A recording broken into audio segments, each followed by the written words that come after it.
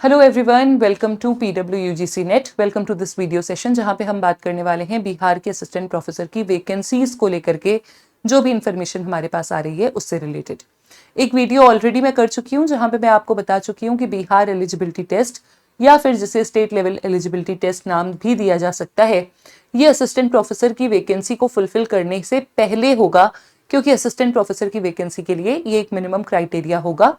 अब सवाल ये उठता है कि मैम अगर हमने नेट क्लियर कर लिया है तो क्या हमें बेट में बैठना पड़ेगा?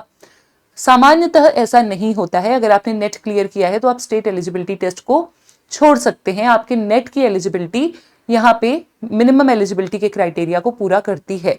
एक बार जब ये ड्राफ्ट पास हो जाएगा और प्रॉपर हमारे पास नोटिफिकेशन आएगा तब हम विस्तार से और भी बात कर पाएंगे। अभी हम बात कर रहे हैं और क्या अपडेट है हमारे पास इस पूरे परिप्रेक्ष्य में। तो बिहार असिस्टेंट प्रोफेसर की वैकेंसी से रिलेटेड बिहार सरकार ने एक 8 मेंबर्स की कमेटी बनाई थी और उनसे कहा था कि आप एक रिपोर्ट तैयार कीजिए। इन्होंने एक ड्राफ्ट तैयार किया जिसमें असिस्टेंट प्रोफेसर बनना अब आसान नहीं होगा, ऐसा हमारे पास इंफॉर्मेशन आ रही है, क्योंकि इन्होंने प्रक्रिया को थोड़ा और जटिल कर दिया है। एज लिमिट में भी कुछ बदलाव किए हैं, उसके बारे में भी हम बात करेंगे। और सबसे बड़ी बात, ये जो रिपोर्ट है ये सारी यूनिवर्सिटीज के वीसीज के पास सबमिट हो चुकी है और वाइस चांसलर्स को कहा गया है कि 11 मार्च तक आप इन रिपोर्ट्स को देखिए और हमें सुझाव दीजिए। अगर आपने कोई सुझाव नहीं दिया सो वी विल कंसिडर कि ये रिपोर्ट आपकी तरफ से पास हो गई है, अप्रूव हो गई है। आज जब मैं ये वीडियो रिकॉर्ड कर रही हूँ ऑलरेडी 12 मार्च है। हालांकि सारी ऑफिशियल वेबसाइट्स, सारे न्यूज़पेपर्स की लिंक्स खोल करके मैं देख चुकी हूँ। अभी तक हमारे पास न्यूज में इससे रिलेटेड कोई अपडेट नहीं है कि वो 11 मार्च की जो डेडलाइन दी गई थी उसका क्या हुआ। आपको एक इन्फॉर्मेशन और दे देती हूँ। जो इस बार एग्जाम कंडक्टिंग बॉडी होगी एज पर द ड्राफ्ट, वो बॉडी है आपकी Bihar state university service commission, BSUSC, Bihar state university service commission. तो Bihar state university service commission की वेबसाइट भी मैंने देख ली। जो लास्ट इनकी भर्तियां हुई थी वो 2020 में हुई थी और 2020 में कुछ सब्जेक्ट्स की भर्तियों पे केस हो गया था, वो अभी रुकी हुई हैं। मेजरली वो भर्तियां हो चुकी हैं। 2020 की भर्तियों के बाद इन्होंने अब ये जो भी एग्जाम है वो कंडक्ट कराएंगे और वैकेंसीज को फुलफिल करेंगे। इस बीच में लगभग अलग अलग सब्जेक्ट्स में अलग अलग यूनिवर्सिटीज में 5000 के आसपास की पोस्ट वेकेंट हैं। ऑलरेडी ये डेटा न्यूज़पेपर्स में आ चुका है और हम डिस्कस कर चुके हैं। अब हम बात करते हैं कि ये जो ड्राफ्ट है इसमें मेजर क्या चेंजेस हो रहे हैं। सबसे पहले तो ये BET को इंट्रोड्यूस कर रहे हैं, बिहार एलिजिबिलिटी टेस्ट, या हो सकता है इसका नाम स्टेट लेवल एलिजिबिलिटी टेस्ट रख दें, जो कि असिस्टेंट प्रोफेसर से पहले होगा और ये क्लियर करके ही हम असिस्टेंट प्रोफेसर में बैठ पाएंगे।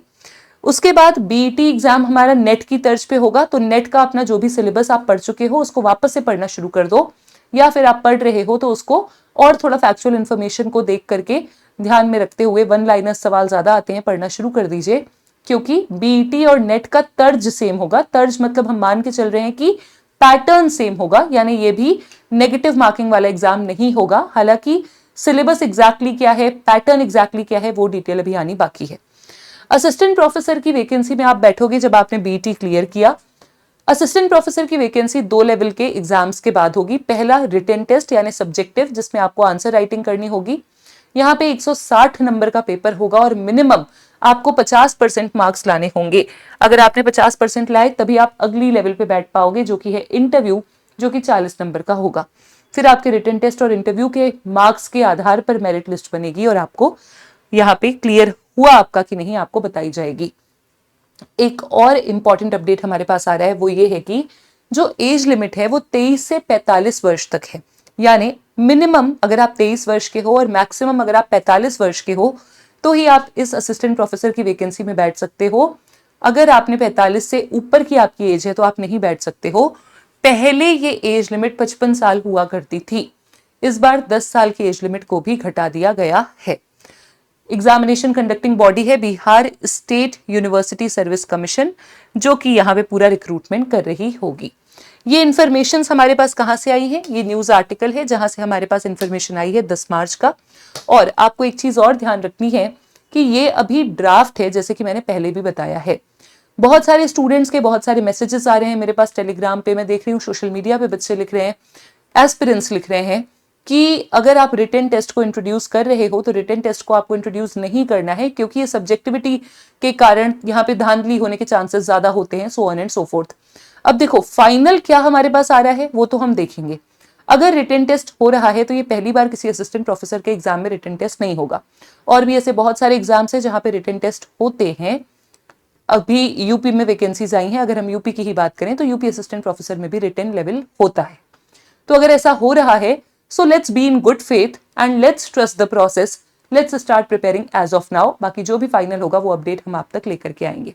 Thank you so much, stay tuned.